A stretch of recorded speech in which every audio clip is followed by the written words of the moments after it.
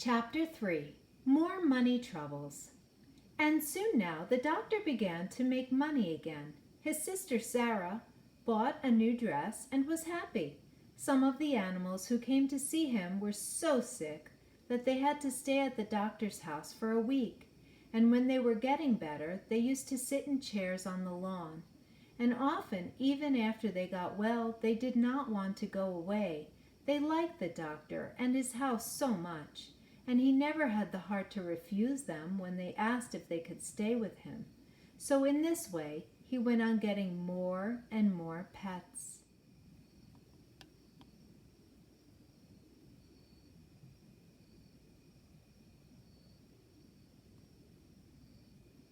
Once, when the doctor was sitting on his garden wall, an organ grinder came around with a monkey on a string.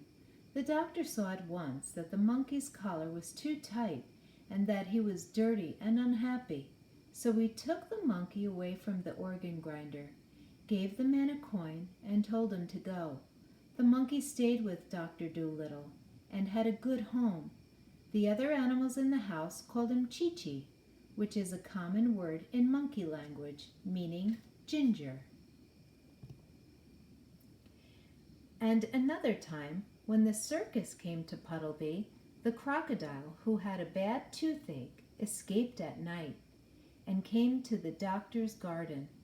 The doctor talked to him in crocodile language and took him into the house and made his tooth better.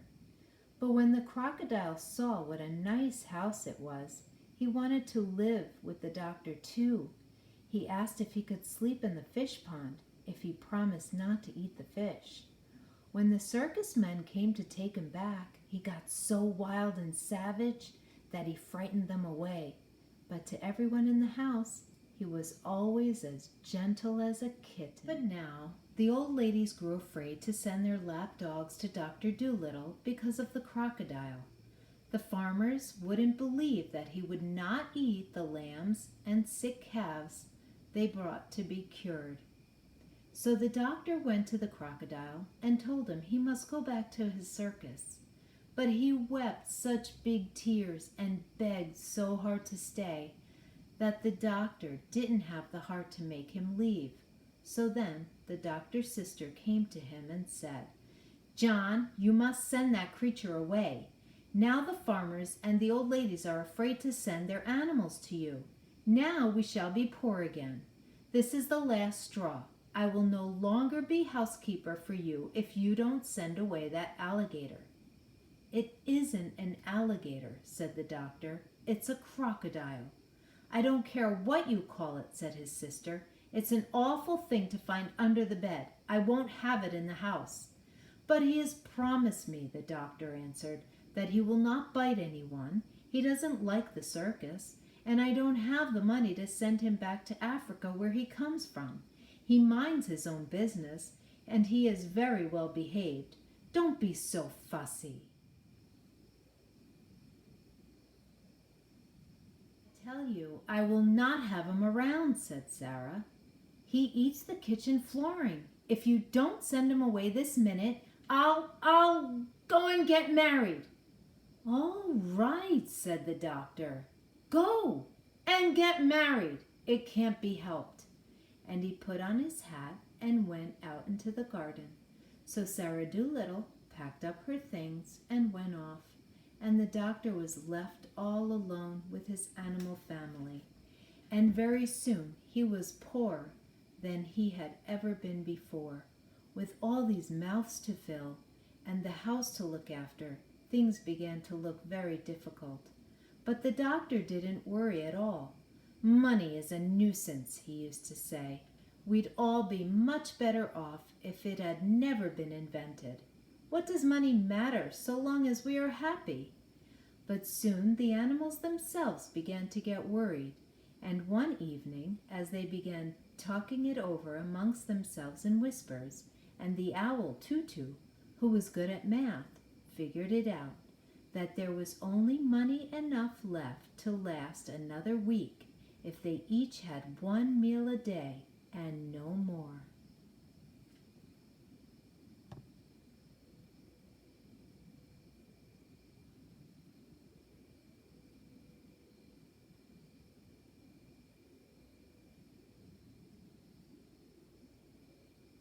Then the parrot said, "I think we all should do the housework ourselves. At least we can do that much." So it was agreed that the monkey Chi-Chi was to do the cooking and mending, the dog was to sweep the floors, the duck was to dust and make the beds, the owl Tutu was to do the bookkeeping, and the pig was to do the gardening. They made Polynesia, the parrot, do housekeeping and laundry, because she was the oldest. Of course, at first, they all found their new jobs very hard to do, all except Chi-Chi, who had hands and could do things like a man. But they soon got used to it. They thought it was great fun to watch Jip the dog sweeping his tail over the floor with a rag tied onto it for a broom. After a little while, they did the work so well that the doctor said he had never had his house kept so tidy or so clean before. In this way, things went along all right for a while, but without money they found it very hard. Then the animals made a vegetable and flower stand outside the garden gate and sold radishes and roses to the people that passed by along the road.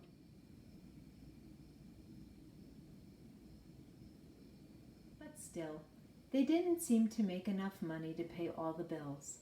And still, the doctor wouldn't worry. When the parrot came to him and told him that the fish seller wouldn't give them any more fish, he said, "Never mind.